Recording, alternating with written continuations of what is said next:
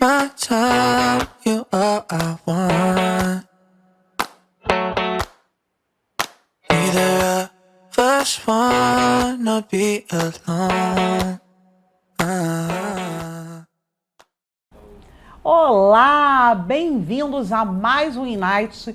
E como sempre, esse programa está muito especial, mas hoje está mais especial ainda, que a gente vai poder debater vários assuntos muito importantes para o cenário cultural de Teresópolis. Hoje eu estou aqui com o meu chefe, com o subsecretário de Cultura, Arnaldo Almeida. Arnaldo vai falar um pouco da carreira dele enquanto artista e também vai falar com a gente sobre o futuro da classe artística e dos projetos artísticos para a cidade de Teresópolis. Bem-vindo, Arnaldo. Muito obrigada por aceitar o meu convite. Estou muito honrada e muito grata. Eu que agradeço a oportunidade de falar um pouco, né, sobre a cultura do nosso município, e tem assunto para a gente falar.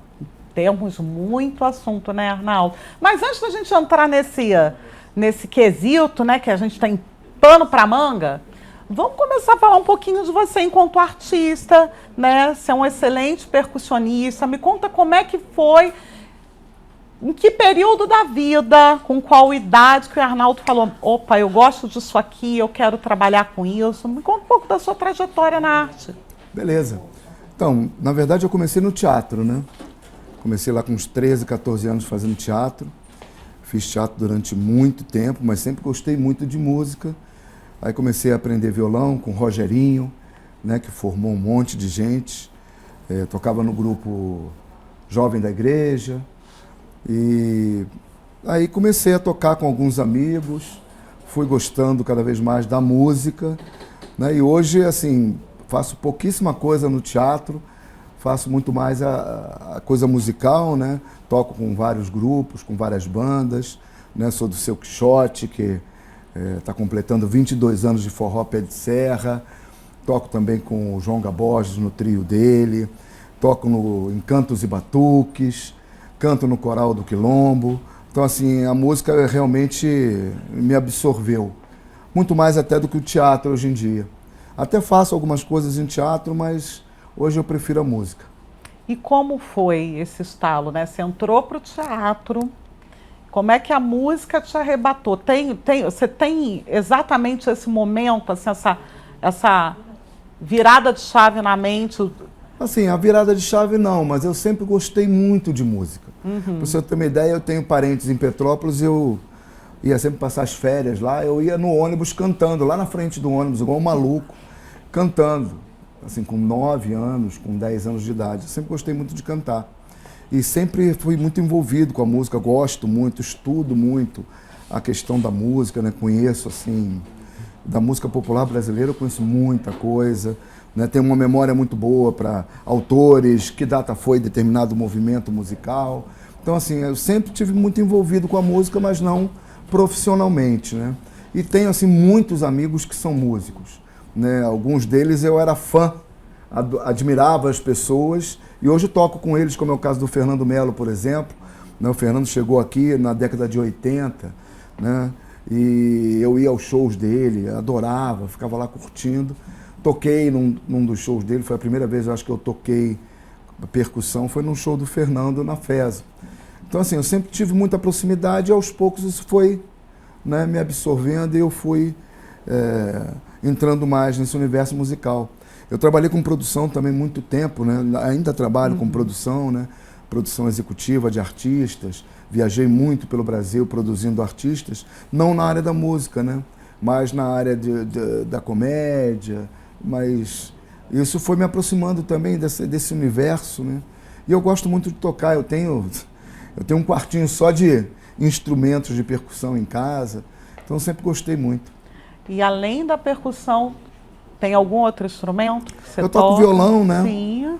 Toco guitarra, se precisar, mas toco basicamente violão. Sim. E a maioria dos instrumentos de percussão. Pra você ter uma ideia, na década de 80, eu excursionei com a Arca da Fusarca, que era um grupo de teatro de rua que tinha aqui na cidade de Teresópolis, por mais de 70 cidades do estado do Rio, num projeto em que a gente tinha durante o dia teatro de rua, gincana, e à noite a gente tinha shows, né? Shows com a Nora Ney, com Admilson Fonseca, com Del Rian, Noites Nossa. Cariocas, Bateria da Mangueira. Nossa. Então, assim, talvez por isso esse universo tenha me encantado tanto e eu tenha migrado aí para o universo da música. Mas não foi nada escolhido, foi acontecendo, né? Eu fui fazendo menos trabalhos no teatro e mais trabalhos na música, mas não foi uma opção, foi acontecendo. Foi orgânico, né? Foi acontecendo e assim, eu tenho uma vida, né, também paralela à questão artística, Sim. né?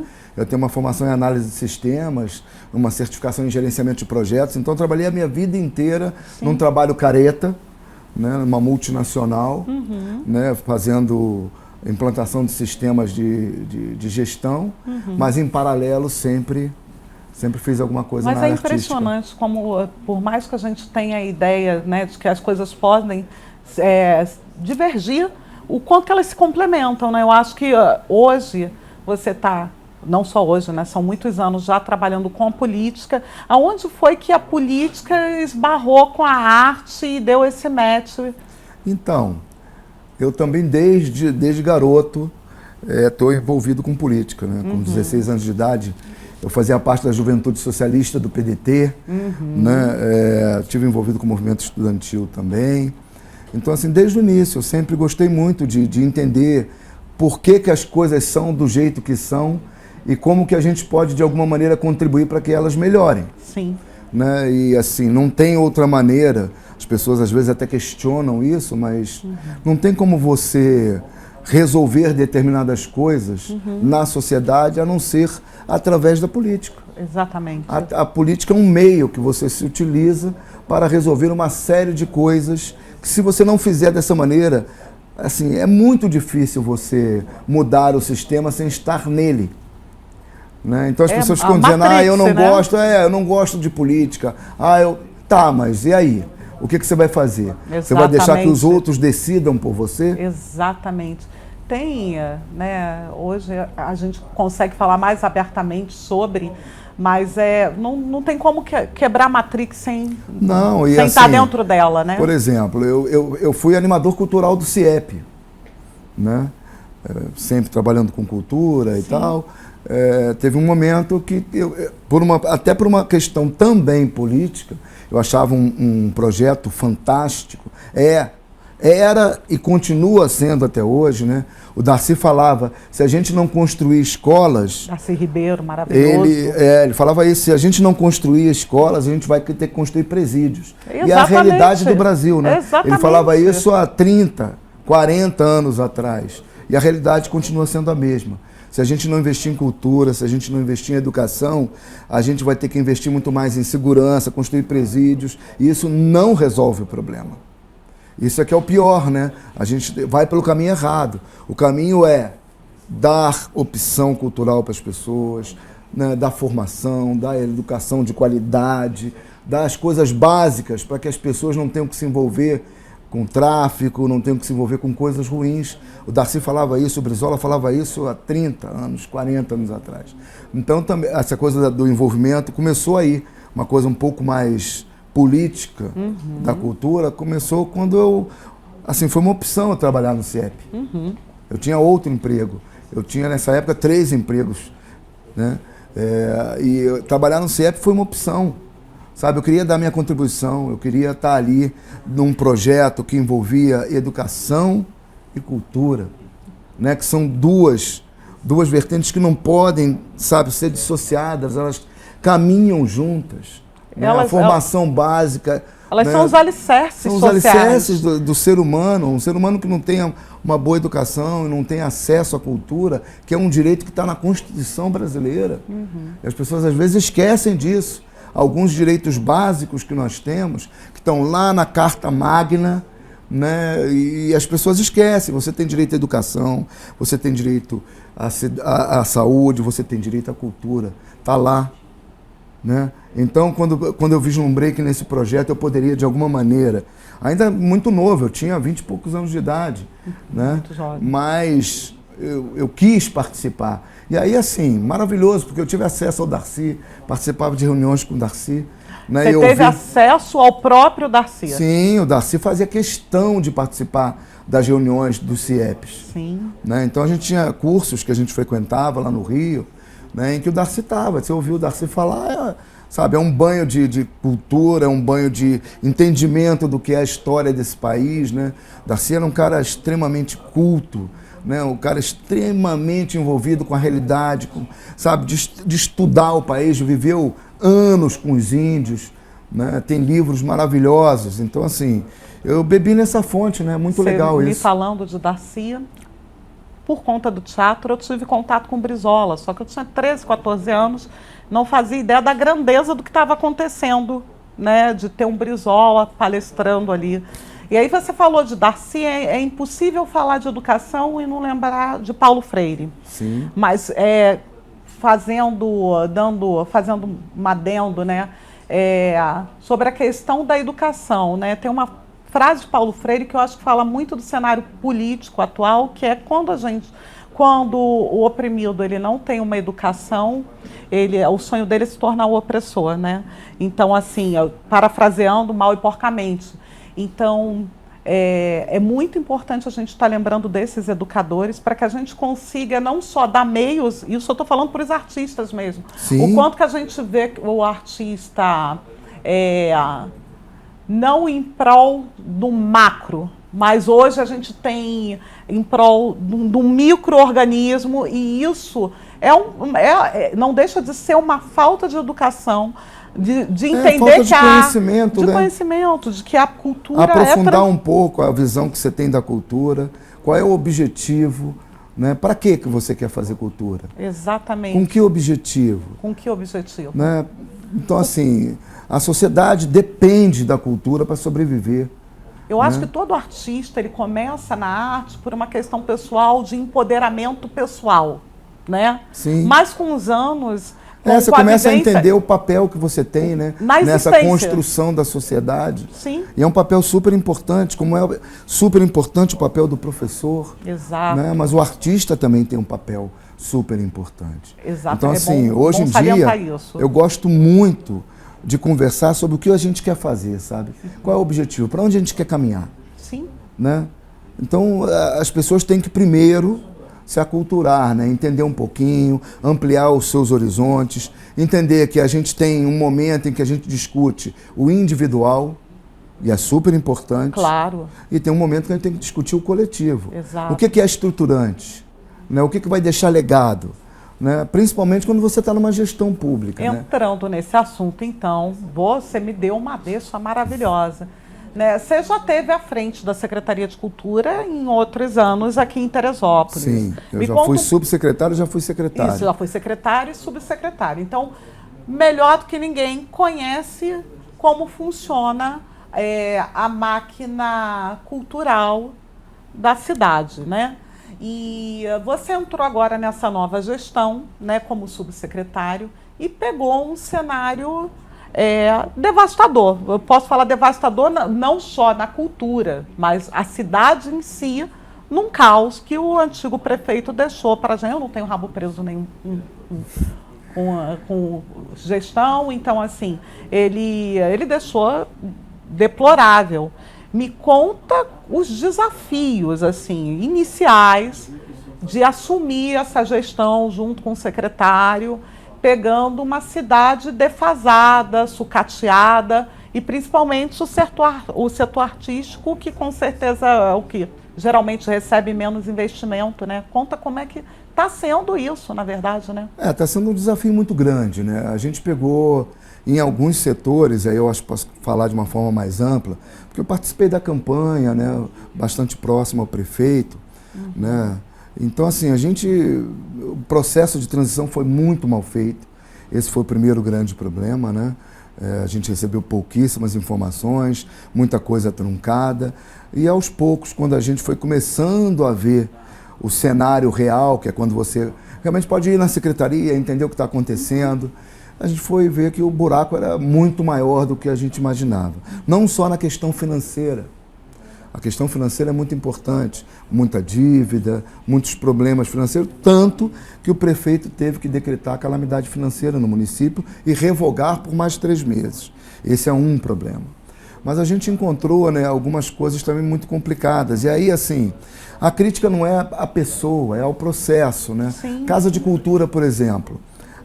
A gente, quando esteve na secretaria lá em 2010 até 2014, né, 2012, a gente deixou a Casa de Cultura com mais de 1.200 alunos, mais de 28 cursos. A gente retornou, a Casa de Cultura tinha 100 e poucos alunos, 4 cursos, e alguns cursos voluntários. Se não tivesse voluntariado, o número de alunos ainda seria menor.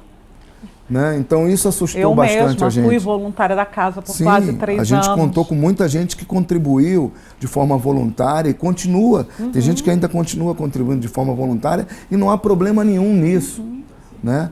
Mas a gente encontrou uma secretaria bastante desestruturada, né? Principalmente com relação à quantidade de funcionários, né? A gente tinha uma equipe muito maior do que tem hoje. Você imagina, a cidade cresceu, as suas demandas cresceram e a gente tem hoje uma estrutura na secretaria menor do que a gente tinha antes. Né? Vários funcionários se aposentaram, não tem concurso público na prefeitura há muito tempo. Exatamente. Né? E a gente encontrou realmente uma estrutura complicada para administrar.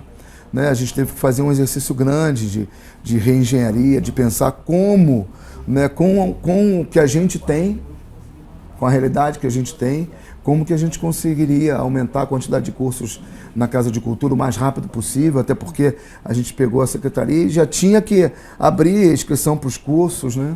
Foi logo em seguida. Foi logo em seguida, a mesma coisa no Centro Cultural Bernardo Montevideo, com a Escola de Música. Né? A gente precisava abrir o edital que era para ter sido aberto. No ano passado a gente teve que correr para poder abrir o edital ainda este ano, para poder ter alunos novos também no Centro Cultural. E isso tudo fruto, né, do descaso, da pouca importância que foi dada à cultura pela estrutura do governo. Aí não é uma crítica ao secretário anterior, que era o Ricardo, que é uma pessoa que eu tenho o maior respeito. Sim, é um querido. Conheço há mais de 40 anos, uma pessoa assim, sabe, que eu tenho um carinho enorme, assim, pelo Ricardo, uma pessoa que sempre esteve comprometida com a cultura. Fica claro que não é uma crítica ao secretário ou à Secretaria de Cultura, mas é uma visão de governo como um todo, né? Sim. E se você não tem uma visão, né, de governo em que o prefeito está disposto a investir, entende qual é o papel e a importância da cultura, o secretário fica muito frágil nessa relação. De mão atada, né? Fica mesmo. de mãos atadas em alguns casos, como é o caso da PNAB, por exemplo, né, do que aconteceu. Vamos entrar nesse assunto. Como é o caso da verba que foi primeiro sequestrada, né? primeiro bloqueada e depois sequestrada, né? Em que o Ricardo não teve muito o que fazer. Né? O prefeito garantiu a ele que iria repor essa verba quando entrasse a última parcela da venda da água, e isso não aconteceu. Né? Então, o que aconteceu? A gente teve o recurso primeiro bloqueado, depois sequestrado, né? Os editais foram abertos, as pessoas foram contempladas e o dinheiro continuava não existindo. E isso gerou um problema muito grande, porque isso criou uma falsa expectativa nos artistas, na cadeia produtiva da cultura do nosso município, de que haveria o dinheiro. E até hoje o dinheiro não existe. Esse dinheiro não foi retornado até hoje para a conta da PNAB no primeiro ciclo. Né? A gente fez tudo o que poderia fazer assim que assumiu o governo, né, para questionar, para tentar a reposição dessa verba, mas até hoje isso não foi conseguido. Mas isso vocês tá na conseguiram justiça. Garantir a PNAB para esse próximo ciclo? A gente ano. conseguiu com muito esforço do governo, do prefeito Leonardo Vasconcelos, do secretário de Cultura Vanderlei, né, do empenho também da sociedade civil. Eu acho que aí talvez esse tenha sido o primeiro momento em que poder público e sociedade civil conseguiram uma primeira vitória, porque a sociedade civil também foi importante nesse processo de convencimento do Ministério da Cultura de que a gente não estava cumprindo, né, o requisito de cumprir com a verba, né? Não porque a gente não queria, mas que houve um bloqueio e um sequestro judicial. Exatamente. Né? Então isso foi muito importante, esse convencimento, para que o Ministério pudesse abrir uma brecha, não só para Teresópolis. Né? Não foi só Teresópolis que teve sequestro judicial, mas foi só Teresópolis que teve bloqueio, sequestro judicial e os editais lançados sem ter o dinheiro em conta. Absurdo. Eu ficaria horas, porque é um assunto mega importante. Eu queria concluir dizendo o seguinte, a PNAB, o recurso da PNAB para os próximos 4 anos vão ser garantidos, estão sendo garantidos. Né? A gente fez o que era necessário fazer para que a gente pudesse se enquadrar nessa exceção que foi aberta no decreto novo e na portaria nova.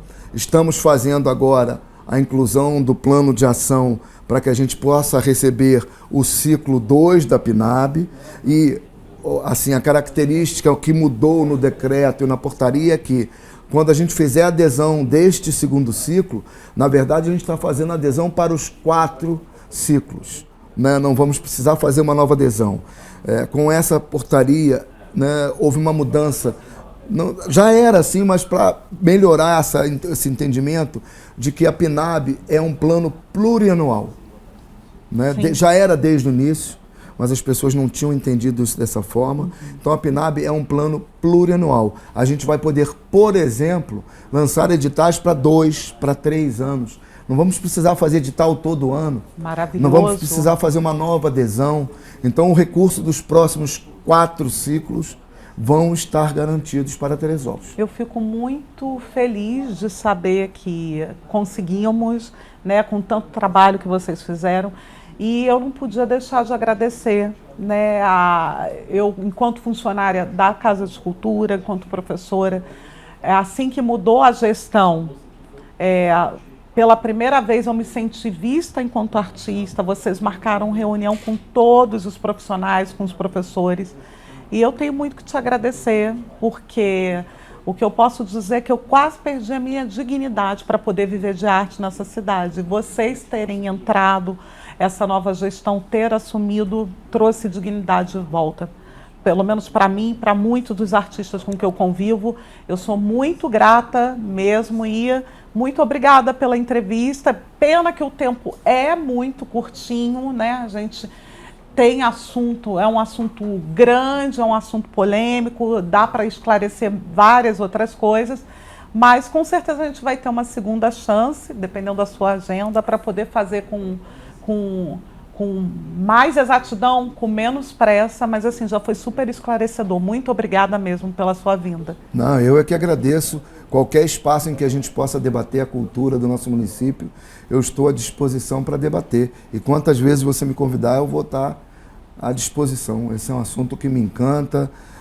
Depois que a gente assume lá a secretaria, a gente não tem mais hora, não tem dia, a gente trabalha todos os dias, do sábado, domingo, feriado, dia santo, e sempre que for necessário eu estou à disposição. Muito obrigada mesmo, obrigada. Nada. Terminada essa entrevista maravilhosa que merecia ser horas de entrevista com esse ser humano incrível, esse super gestor, com o Arnaldo, estou muito grata por ter tido essa oportunidade, né, de trazer mais informação para a nossa classe artística. Mas terminada essa entrevista maravilhosa, está na hora de eu falar dos meus apoiadores, que são os responsáveis por eu estar aqui linda desse jeito, falando com vocês. Eu não posso deixar de agradecer o Salão Universo da Beleza, da minha querida amiga Ana Paula e da Meise também, que fica ali do lado do shopping Teresópolis. Fácil acesso, preço justo e o melhor, clima de família, sabe? Um salão que você vai e tem um clima bom, não tem fofocada, sabe? Um salão gostoso que você vai e sai com a alma lavada, além de linda.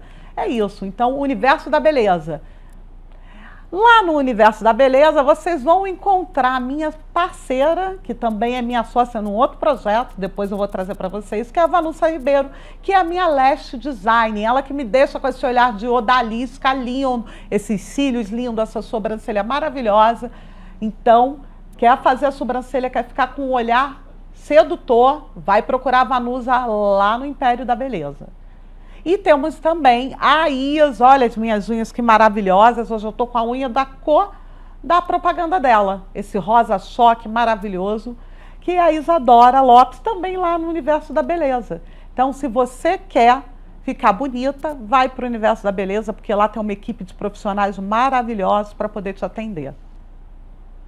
Não posso deixar de agradecer a minha amiga Jéssica do Tronador Empanadas e Café, a melhor empanada argentina que você vai comer na sua vida, não é só em Teresópolis, não. Todos os tipos de café, tortas, chocolates sem glúten, sem açúcar e de frente ao shopping, preço justo, ambiente acolhedor. Então, se você tiver aquela fominha, tá passando pela rua, vai lá no Tronador e confere, que você vai amar. É isso, meus amores. O programa de hoje foi mega especial. E eu vou deixar uma mensagem aqui para vocês, que é: ocupem as suas gavetas, não duvidem dos seus potenciais. Se tiver uma gaveta aberta e você se encaixar nela, ela é sua. Não duvidem dos seus potenciais, sejam plurais e vivam, entreguem a vida de vocês, animem-se com a vida, e arte é vida. Um beijo e até o próximo programa. Espero vocês. Never waste my time, you all I want. Neither of us wanna be alone.